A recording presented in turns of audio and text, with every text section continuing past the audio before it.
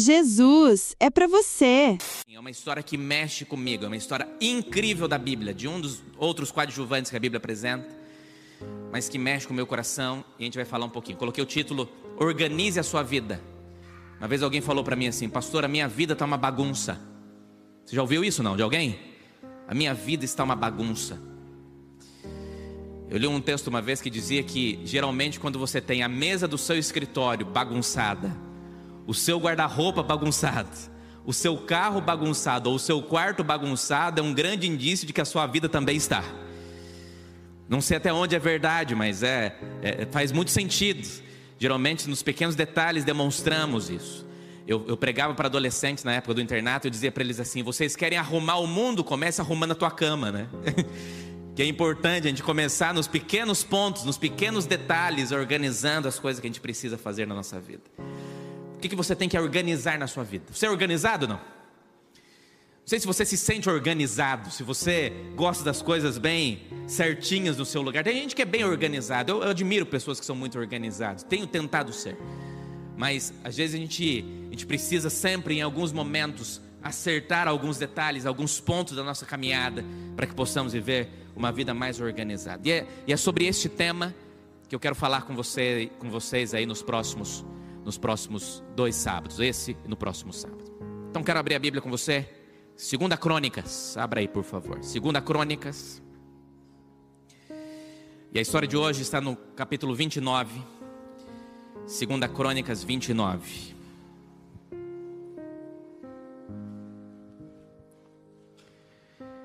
Segunda Crônicas 29, quero ler com você o verso 1. Aqui nós encontramos o começo de um rei. Nós vamos falar sobre este rei nesses 2 sábados.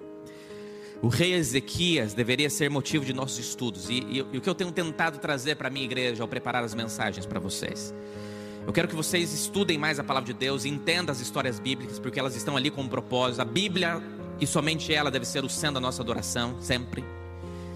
Mas que você aplique a Bíblia e entenda que Deus colocou as suas histórias na Bíblia para que sejam exemplos para mim, para você, para que você possa viver na sua jornada diária projetos e sonhos, mas sem cometer erros e acertando coisas que a Bíblia nos apresenta. E a história de Ezequias nos apresenta sobre isso. Vamos tentar entender aqui alguns capítulos. Vamos lá. Primeiro, vamos começar no verso 1. Diz assim: Ezequias tinha quantos anos? 25 anos de idade quando começou a reinar. E ele reinou por quantos anos? 29 anos em Jerusalém. A mãe dele se chamava Abia e era filha de Zacarias. E Ezequias fez o que era o quê? Reto aos olhos do Senhor, segundo tudo o que Davi seu pai havia feito. Para aqui um pouquinho para você entender o que está acontecendo aqui. Eu estou falando de um rei que acabou de assumir o reino do sul. Ele era um rei de Judá. Ok, não? Você lembra da divisão dos reinos? Reino do norte com 10 tribos, reino do sul com 2 tribos. Ele era um rei do sul. Mas a vida de Ezequias era um milagre. Deus tinha um carinho especial por Jerusalém e por Judá. Eu falei semana passada, por que Satanás não queria que os judeus voltassem para Jerusalém? Por quê? Vocês lembram? Por que não queria? Sermão da semana passada. Por que teve tanto conflito? Porque Jesus nasceria da tribo de Judá. Então o conflito existiria para que Jesus não viesse dessa descendência. A tribo de Judá e essa tribo do sul teve muitos altos e baixos durante os seus reinados. Os reis deles tiveram muitas situações. E Ezequias era um milagre porque ele veio de uma família muito estranha. O pai dele foi rei de Judá, rei de Jerusalém. E olha o que diz o capítulo 28, só volta um pouquinho, só para você entender. Olha como é que a vida dele era um milagre, preste bem atenção.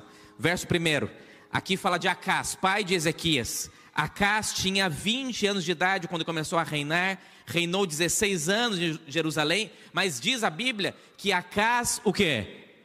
Não fez o que era reto perante o Senhor. Ezequias fez, mas Acás, o seu pai, não fez. Mas pior do que isso, Acás era terrível. Tão terrível que Acás diz que ele andou nos caminhos dos reis de Israel, dos reinos do norte, todos os reis do reino do norte, nenhum serviu a Deus. Do reino do sul, 8 serviram a Deus, mas do reino do norte, nenhum. E ele andou no caminho dos reinos do norte e até fez imagens fundidas a Baalins, queimou incenso no vale de Ben-Himom, queimou seus Eita! O que diz aqui? Ele queimou os seus próprios filhos. Então a vida de Ezequias foi um milagre, sim ou não? Foi, porque ele era o quê? Filho dele. Ezequias cresceu vendo fogueira e saindo correndo, imagino, né? Porque ele olhava e falava assim: meu pai mata os meus irmãos para oferecer. Olha aqui a situação dele.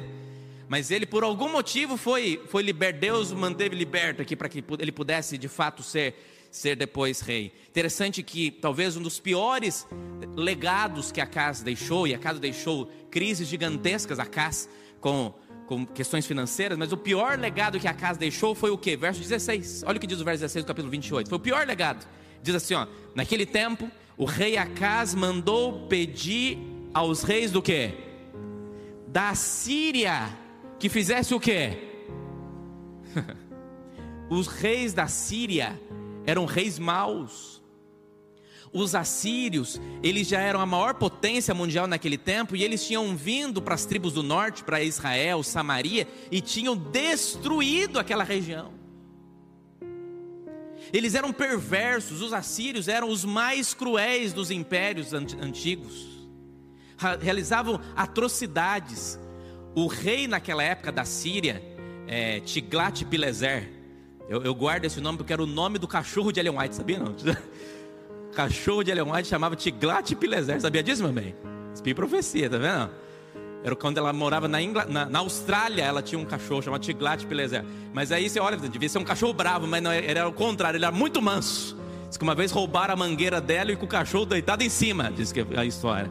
Interessante. Mas aí Tiglat-Pileser, que era o rei da Síria, era extremamente maldoso. Quando você pede ajuda para um inimigo e ele te ajuda, você sabe o que? O preço vai ser alto. E foi isso que aconteceu. Os assírios, depois que ajudaram o rei Acaz, cobrou um preço alto, cobrava impostos, mas mais do que isso, eles queriam fazer com o Judá aquilo que eles tinham feito com Israel. Tá claro até aqui, amigos? Aí nesse contexto assume Ezequias. Seria um mandato fácil? Extremamente difícil. Mas aqui demonstra o coração dele. Acaz foi tão ruim, o pai de Ezequias, que diz o verso 27 do capítulo 28, que Acaz morreu e foi sepultado na cidade de Jerusalém, mas não foi sepultado nos túmulos dos reis de Israel, porque eles achavam que Acaz não era digno de ser enterrado com outros reis de Israel. Interessante isso aqui, porque você vê que uma pessoa era ruim, porque depois que ela morre, ela continua sendo ruim. Porque geralmente quando você morre, você fica bom. Você pode ser a pior pessoa do mundo, você morreu, você fica bom, não é assim não? Fulano tinha um bom coração, né? Maldoso e tal, mas tinha um bom coração. Interessante que Acaz teve todas essas características. Ezequias, verso 3. No primeiro ano do seu reinado, entenda a história. No primeiro ano do seu reinado, no primeiro mês, ele abriu os portões da casa do Senhor e os reparou. Ele trouxe os sacerdotes e os levitas, reuniu-os na praça leste e lhes disse: escutem, levitas, santifiquem agora a si mesmos, santifiquem a casa do Senhor, Deus de seus pais, tirem do santuário tudo que é impuro, porque o seu pai tinha levado para o santuário várias imagens de idolatria dos Baals. Eles viviam uma vida de muita perversidade espiritual. Mas olha o que me chama a atenção no texto, que diz assim, ó: no primeiro ano do seu reinado, e o que? No primeiro mês, foi a primeira ação de Ezequias quando ele surgiu. Ele falou assim: se eu quero fazer uma reforma nessa nação, eu vou começar essa reforma resolvendo as questões espirituais. Interessante. Ele manda chamar sacerdotes, levitas, verso 10. Agora estou, diz Ezequias, resolvido. Ezequias era um homem resolvido a fazer uma aliança com o Senhor, Deus de Israel, para que o furor da sua ira se afaste de nós, que meus filhos não sejam negligentes, pois o Senhor os escolheu para estarem diante dele, para o servirem, para serem os seus ministros, para queimar incenso. Então o verso continua dizendo que Ezequias escolhe 14 levitas para conduzir a adoração a Deus. E ele restitui o culto de adoração ao Senhor. Os sacerdotes começam a trabalhar ali, ele motiva o povo para trazer o povo de volta a Deus. E o povo vem para adorar o Senhor novamente. E diz que este processo de consagração, ele purifica os levitas, purifica os sacerdotes, para que o culto do Senhor possa ser instituído naquela nação. E que eles de volta, voltem a ser aquilo que Deus sonhava que eles eram. Se você olhar em 2 Crônicas, alguns capítulos antes, nós encontramos aquele verso que eu li na semana passada, que diz: se meu povo, que se chama pelo meu nome, se humilhar e orar e me buscar e se converter dos seus maus caminhos, eu ouvirei dos céus. Livro Profetas e Reis diz que com Ezequias essa profecia se cumpriu. E Deus ouviu as orações do povo, e Deus se colocou à disposição para que o povo voltasse a buscar a Deus. Então o capítulo 29 demonstra esse culto. Olha o que diz o último verso aqui, verso 35, diz assim: assim se restabeleceu o ministério da casa do Senhor, e Ezequias e todo o seu povo se alegraram com o que Deus tinha feito pelo povo, porque esta obra foi feita em quê? Pouco tempo. Em pouco tempo eles conseguiram trazer de novo, porque demonstra que quando tem vontade de fazer, acontece, é ou não é? Quando tem vontade de fazer, algo acontece. E Ezequias tinha vontade de fazer, e por ter vontade de fazer, ele conseguiu com que o seu propósito fosse realizado, e o culto estabeleceu. Capítulo 30, nós vemos Ezequias agora fazendo o povo celebrar de novo a Páscoa. Durante muitos anos o povo se esqueceu de celebrar a Páscoa, os judeus. Para os judeus a Páscoa era a festa mais importante. Por que era mais importante a festa dos judeus? Porque lembrava aquilo que Deus já tinha feito. E era importante eles relembrarem as ações de Deus para o seu povo, porque quando você esquece o seu passado, você esquece quem é você. Você esquece como você chegou até aqui. De vez em quando Deus precisa te lembrar da onde você era, o que você fazia, o que você poderia ter sido, mas o que você se tornou nas mãos de Deus. E é importante nós termos essas lembranças. Eu brinco com a minha esposa que todas as minhas viagens para Minas é uma viagem nostálgica. Cada momento que eu vou, eu lembro da minha cidade, eu lembro dos meus amigos, eu passo em frente à escola que eu estudei e lembro de tudo aquilo que vivi. Momentos de alegria e de tristeza, mas isso me formou e me fez ser e me construir como pessoa. Amigo, todos nós temos uma história e precisamos relembrá-la com frequência.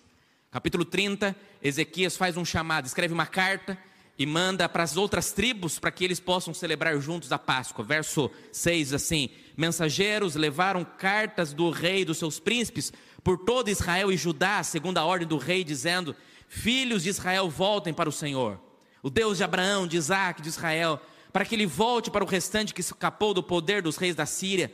Não sejam como seus pais ou como seus irmãos, que foram infiéis ao Senhor, Deus de seus pais. Foi por isso que ele os entregou à desolação.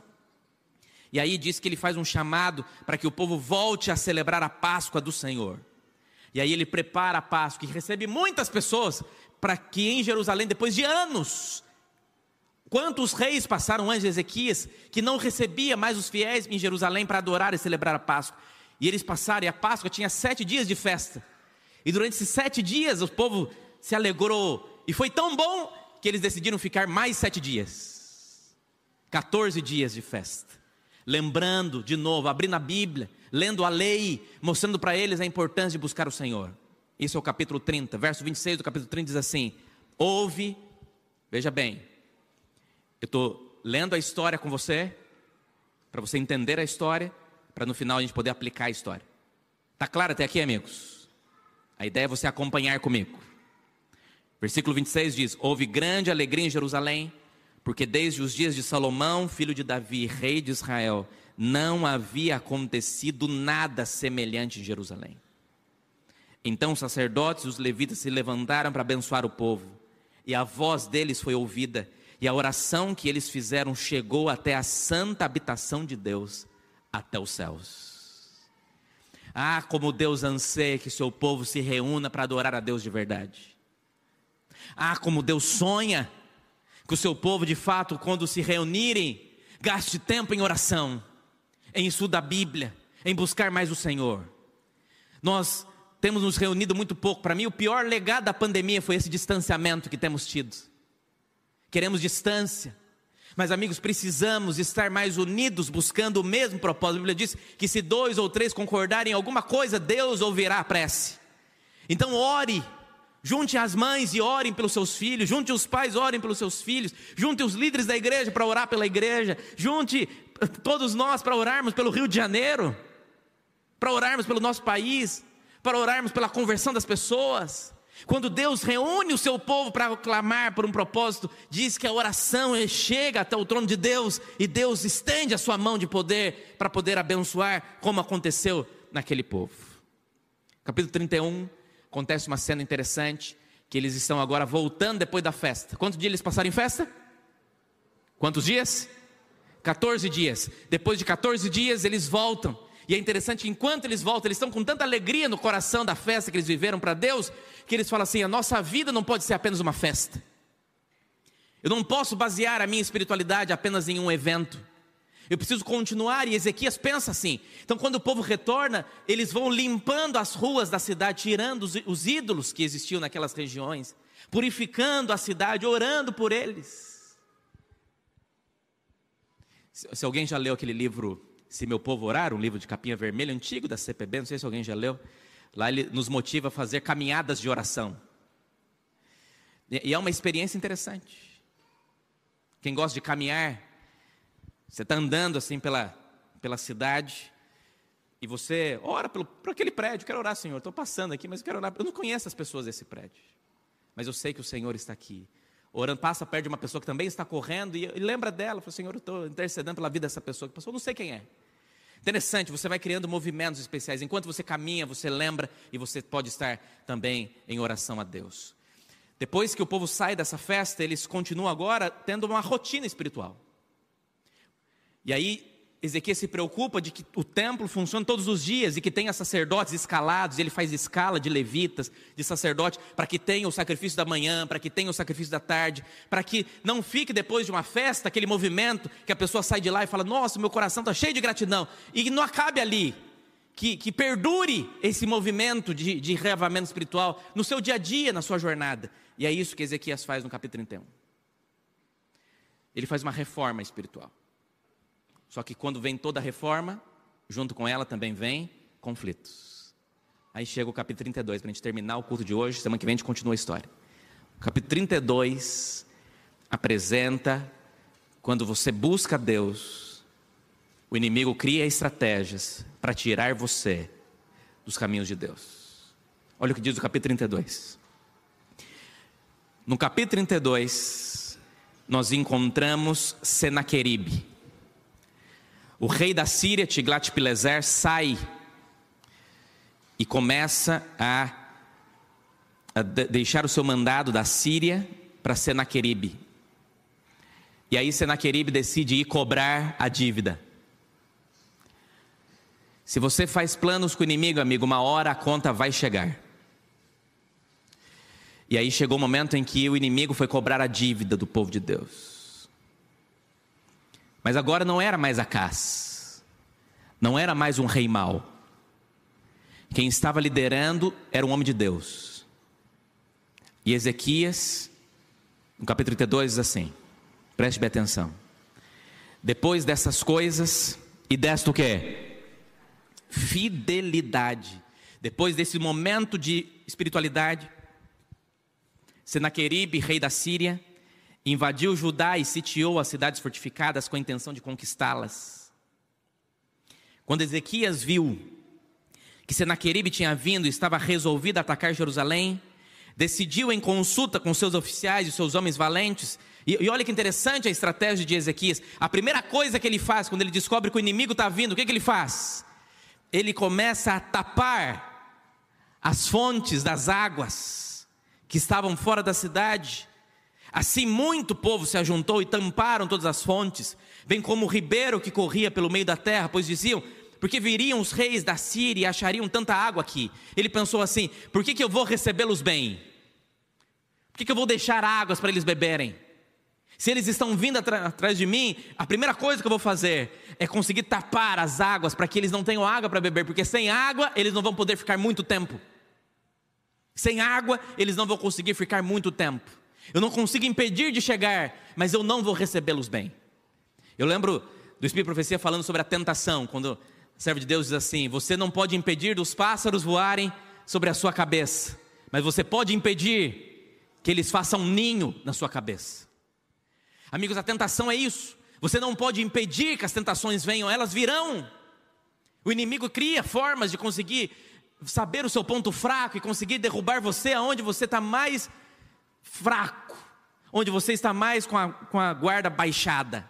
Mas, ao mesmo tempo, você entende que você pode tapar as fontes das águas para que as tentações não encontrem moradia e não façam morada ali naquele lugar. E é isso que Ezequias faz, ele começa a tampar. Verso 5, então Ezequias se animou, restaurou a muralha da cidade, construiu torres sobre ela, levantou também outra muralha por fora, fortificou Milo na cidade de Davi, e fez armas e escudo em abundância, e pôs oficiais de guerra à frente do povo, reuniu na praça junto ao portão da cidade, e lhes falou ao coração dizendo, interessante, Ezequias fala ao coração do povo, e diz, sejam fortes, e o que é? Não tenham medo, não se assustem por causa do rei da Síria, nem por causa de toda a multidão que está com ele, porque conosco está alguém que é maior do que está com ele. Com ele está o braço de carne, mas conosco está o Senhor nosso Deus, para nos ajudar e para guerrear as nossas guerras. E o povo se animou com as palavras de Ezequias, rei de Judá. Amigos, isso aqui é maravilhoso. Eu lembro, quando eu vejo essa história, eu lembro mais uma vez da história de Eliseu, quando os inimigos vêm atacar e ele, com o servo dele do lado, fica o servo nervoso, bravo, o que vai acontecer? E quando Deus abre os olhos, eu falei semana passada, eles veem um exército de anjos de fogo ao lado deles. Amigos, Ezequias faz o povo se lembrar e olha assim, vocês estão com medo do que está acontecendo, mas fiquem firmes, com o coração disposto a servir e fazer a vontade de Deus, fazendo e colocando o seu coração na presença do Senhor, porque aquele que estão com eles tem o braço de carne, mas quem está conosco tem o poder de Deus. Aí o capítulo continua dizendo que o rei da Síria começa a usar palavras para desmotivá-los, começa a zombá-los. Interessante que essas palavras começam a trazer tristeza para o coração do povo. Ele começa a afrontar, e afronta o povo e afronta Deus. Vocês acham, diz o rei da Síria, que vocês vão nos vencer? Pois vocês não vão nos vencer. Nós destruímos Israel e vamos destruir vocês. Amigos, interessante como que palavra tem poder. E eles foram usando, a primeira guerra, não foram com armas. A primeira guerra que Ezequias enfrentou com o povo foi a guerra das palavras. E essa guerra das palavras é forte, nos machuca. Eu falo que eu só apanhei uma vez na minha vida, que eu lembro. Eu era pequenininho, minha mãe botou uma roupinha nova e mandou eu não ir para o meio do barro, e adivinha para onde eu fui. Foi a única vez que eu lembro de ter apanhado na vida. Mas eu confesso que algumas vezes, ver a mágoa da minha mãe e ver ela me repreender era pior do que se eu tivesse apanhado, porque me deixava triste por eu ter feito aquilo. Ela nunca falava palavras más, nunca me xingava, vamos dizer assim, mas as suas palavras de repreensão doía, porque palavras doem, incomodam. E aqui, mais uma vez, o rei da Síria usa as suas palavras para conseguir falar do Deus de Judá e mostrar que eles seriam fracos. E aí, diz o verso 20 que Ezequias chama o profeta Isaías, filho de Amons, e os dois oram juntos por esta causa e clamam ao céu. E diz o verso 21 que então o Senhor, Deus tira a onda mesmo, olha aqui. O Senhor enviou o quê? Um anjo. Quantos anjos enviou? Um exército, é isso não? Não. Diz o texto que Deus enviou um anjo, e este anjo destruiu todos os homens valentes, os chefes, os príncipes do arraial do rei da Síria. E este, com o rosto coberto de vergonha, voltou para sua terra. Quando ele entrou no templo do seu Deus, os seus próprios filhos ali o mataram à espada. Assim o Senhor livrou Ezequias e os moradores de Jerusalém das mãos de Senaqueribe, rei da Síria, e das mãos de todos os inimigos. Lhes deu paz por todos os lados. Muitos traziam presentes a Jerusalém ao Senhor, e coisas preciosíssimas a Ezequias, rei de Judá, de modo que depois disso foi exaltado à vista de todas as... O povo ficou até com medo, falou assim: olha, Ezequias, daqui uns presentes para as outras nações, presentes para você. Fiquei sabendo que você tem um anjo aí, que esse anjo é poderoso. Mas o livro de Reis conta um detalhe a mais dessa história. Eu termino com esse último texto. 2 Reis, capítulo 19. 2 Reis, contando a mesma história, só com uma versão diferente. 2 Reis, capítulo 19. Diz assim. 2 Reis 19. Olha o que diz o texto. No verso 14, o livro de Reis apresenta a oração que Ezequias faz. Interessante a oração que ele faz, porque ele diz assim, ó: Ezequias recebeu a carta das mãos dos mensageiros e a leu. Então Ezequias subiu. Para onde Ezequias foi? Para a casa de Deus. E estendeu a carta diante do Senhor. E Ezequias orou diante do Senhor, dizendo: ó Senhor, Deus de Israel, que está entronizado acima dos querubins, somente Tu és o Deus de todos os reinos. Tu fizeste o céu e a terra. Inclina ao Senhor os ouvidos e ouve. Abre, Senhor, os olhos e ouve as palavras de Senaqueribe, os quais ele enviou para afrontar o Deus vivo. Em outra palavra, Ezequias olha e fala assim: Deus, olha, estão falando do Senhor aqui, hein? Olha, o povo está falando de Ti, olha as palavras que eles estão dizendo. O Senhor está sendo afrontado, o Senhor não fará nada. Mas ele clama porque ele já tinha intimidade para falar com Deus as suas angústias e abriu o coração. E aí o verso 20 diz que então Isaías, filho de Amós, mandou dizer a Ezequias: assim diz o Senhor Deus de Israel, eu ouvi a oração que você me fez. E aí diz que Deus manda que toda a oração, depois você lê em casa, toda a oração e a resposta que Deus dá para a oração de Ezequias. Interessante. Só que aí vem o verso 35, que apresenta um último detalhe. E no verso 35 diz assim: então naquela mesma noite... O que está escrito aí? O anjo do Senhor saiu e feriu 185 mil homens. Rapaz, eu queria ter visto essa cena. Foi uma cena forte. Um anjo feriu sozinho um grande exército. Mas não era qualquer anjo. Lá em 2 Crônicas diz que era um anjo, correto? Mas 2 Reis nos diz que não era qualquer anjo. Que anjo que era? O anjo do Senhor, letras maiúsculas, anjo do Senhor. Quem era o anjo do Senhor? Mais uma vez, sermão da semana passada, Miguel foi enviado para lutar essa batalha. Está claro até aqui? Semana que vem a gente vai continuar falando sobre Ezequias, para continuar entendendo o restante da história. Infelizmente o final não foi tão bom quanto o começo, mas eu vou explicar para vocês depois. Pastor, por que o senhor falou sobre esse assunto? Termino com 3 lições para mim e para você.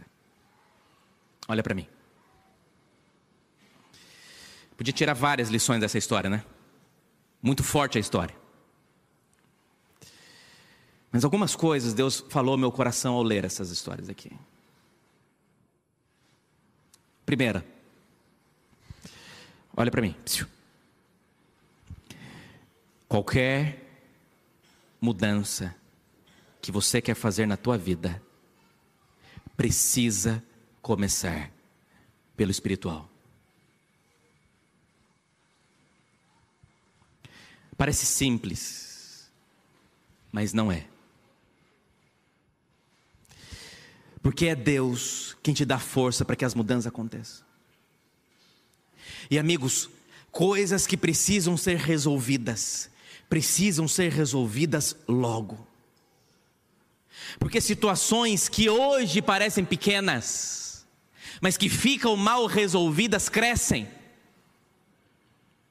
Coisas que hoje parecem pequenas, mas que ficam sem resolver, que você fica deixando de um cantinho, achando que por você não lembrar mais dela, ela esqueceu de você, é que nem quando você pede ajuda para o inimigo, uma hora ele volta.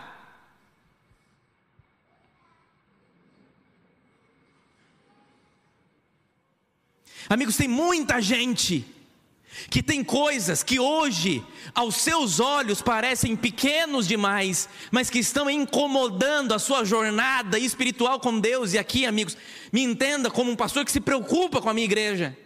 Tem coisas que hoje parecem pequenas. Pastor, é uma mentirinha. Pastor, é só uma situação. Pastor, é só uma conversa no Instagram, no WhatsApp. Pastor, eu estou só curtindo a foto dessa pessoa. Hoje parece pequeno, mas isso pode crescer, amigos. Cuidado. São pequenos pontos, mas que vão sendo trabalhados e que precisam ser resolvidos logo, antes que se torne um grande inimigo e destrua a tua vida espiritual. Ninguém sai da igreja de um dia para o outro. Ninguém. Ah, pastor, eu não gosto mais, não quero vir mais. Esse processo de deixar de gostar e deixar de servir a Deus não acorda assim hoje. Vem num processo. Você deixa de orar. As suas músicas deixam de ser tão crentes. Aquilo que você assiste não agrada mais tanto a Deus. Você passa mais tempo estudando sobre política e notícias de Brasília do que a palavra de Deus. Amigos, a gente precisa começar a ter cuidado, porque são esses pequenos atos que podem se tornar grandes demais a ponto de destruir a nossa fé. Então, qualquer reforma que você quer fazer na sua vida precisa começar com uma reforma espiritual. Pastor, eu quero reformar o meu casamento, quer? Então comece a buscar a Deus no seu casamento. Volte a fazer culto diário. Volte a fazer pôr do sol na sua casa sexta-feira à noite. Quanto tempo faz que você não faz um pôr do sol decente? De sentar a família inteira de volta de um sofá, de cantarem sem tempo, com calma, de louvarem a Deus, de lerem a meditação, de fazerem oração, de cada um falar um versículo bíblico. Que gostoso que é fazer pôr do sol, amigo. Eu adoro fazer pôr do sol. Mas às vezes na correria do dia a dia, cada um tem um horário, não dá para sentar juntos. Amigos, isso que hoje parece pequeno, amanhã pode fazer com que você perca o prazer de servir o Senhor. Amigos, volte a buscar a Deus como você buscava quando começou a sua jornada de fé. Por isso que o apelo de Apocalipse sempre foi: volte ao primeiro amor. E para essas coisas você precisa ser que nem Ezequias, resolvido. Eu não coloco outra coisa na agenda que não seja buscar o Senhor em primeiro lugar. Amigos, primeiro Deus, depois você. Qualquer reforma da sua vida. Pastor, eu preciso reformar a minha vida financeira. Tenho passado muitos problemas financeiros. Preciso reformar a minha vida financeira. Precisa? Então comece acertando a sua vida com Deus financeiramente. Volte a ser fiel a Deus no seu dízimo e oferta, como temos estudado aí na lição. Organize para que você não está gastando com coisas que não agradam a Deus.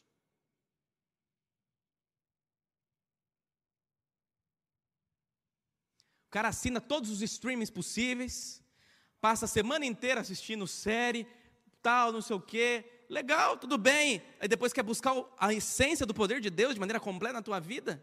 Que poder? Amigos, são pontos, detalhes que a gente precisa começar a ter mais cuidado, porque nós estamos enchendo o nosso coração e o momento que estamos vivendo é sério. Precisamos de Deus, porque se você tiver Deus, você tem tudo que você precisa. Segundo ponto, a nossa jornada com Deus precisa ser mais do que só de eventos. Querida igreja, em nome de Jesus, você precisa parar de querer basear a sua fé apenas em programações. Quando eu estou na igreja, amém, louvado seja Deus, saio daqui feliz da vida, tive um encontro com o Senhor, mas quando saiu lá fora, você deixa de ser cristão. Tem um autor americano que fala que é o cristão ateu, que ele acredita em Deus, mas vive como se Deus não existisse. E nós temos uma geração de cristãos ateus. E eu não estou dizendo que o evento, o programa, o culto não seja importante, olha o texto bíblico. Ezequias fez esse movimento, trouxe o povo para a igreja de novo, fez a adoração, fez a festa da Páscoa, mas ele ensinou o povo, olha, esse processo de adoração tem que ser diário, você precisa continuar, amigos, Deus precisa ser presente na sua rotina, e o seu cristianismo precisa ser baseado numa rotina diária com o Senhor, no seu dia a dia, no seu trato, é você buscar a Deus como Enoque fazia, mas levar Deus com você para as suas atividades do dia a dia, e você vai se enchendo do poder de Deus a cada dia. Por fim, terceiro e último ponto, e eu quero que você entenda bem isso aqui. Eu já disse que as primeiras reformas da sua vida precisam começar com as reformas espirituais, correto? Eu já disse que você precisa entender que Deus quer agir na sua rotina, é no seu dia a dia. Hoje, você está buscando a Deus na igreja, mas e hoje à tarde? E amanhã? E segunda-feira? Deus não quer só o sábado não, amigo. Porque Deus é pequeno demais para precisar ser adorado só no sábado. O pastor está dizendo que o sábado não é importante? Eu não disse isso. Disse isso? O sábado é muito importante. Mas Deus quer a segunda também, e a terça, e a quarta, e a quinta, e a sexta, e o primeiro dia da semana, porque você precisa entender que Ele quer fazer parte da sua vida todo dia. Mas por fim, as ações de Deus em você é o maior sermão que a tua vida prega todos os dias. As pessoas podem até dizer e ter argumentos contra as suas palavras, mas elas nunca terão argumento contra a ação de Deus em você. Amigos, as pessoas sentem a diferença que Deus faz na tua vida.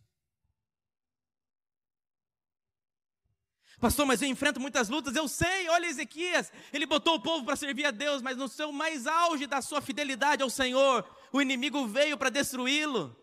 E quando ele pensou que estava sozinho, Deus falou, você não está sozinho, porque se você estiver com o anjo do Senhor, ele sozinho vence todas as suas batalhas. Mas você precisa entender, amigos, que essas ações de Deus demonstram que o Senhor é para a tua jornada. Cada vez mais as pessoas verão o brilho do Espírito Santo na sua vida e nas ações que Deus tem feito em você. Então exalte mais quem Deus faz na tua vida do que as suas mãos podem de fato fazer. E o que Deus tem feito? Eu garanto para você que você hoje tem muito mais motivos para agradecer do que para reclamar. Minha pergunta: o que precisa ser colocado em ordem na sua vida hoje? Se você tem algo para colocar em ordem na sua vida hoje, que o anjo do Senhor seja enviado para te ajudar a organizar a tua vida no altar de Deus. Obrigado, Senhor. Obrigado por essa festa espiritual e obrigado porque o Senhor nos ama muito. Obrigado mais uma vez porque o Senhor Jesus luta as nossas batalhas, cura as nossas feridas, limpa o nosso coração. Que possamos mais uma vez colocar o Senhor em primeiro lugar em nossa vida. E sabemos que o Senhor cuidará de todo o resto. Esteja conosco. Nos dê tua paz e graça, nos dê um restante de sábado maravilhoso em tua presença. É a minha oração e ela vai assinada em nome de Jesus. Amém? Amém.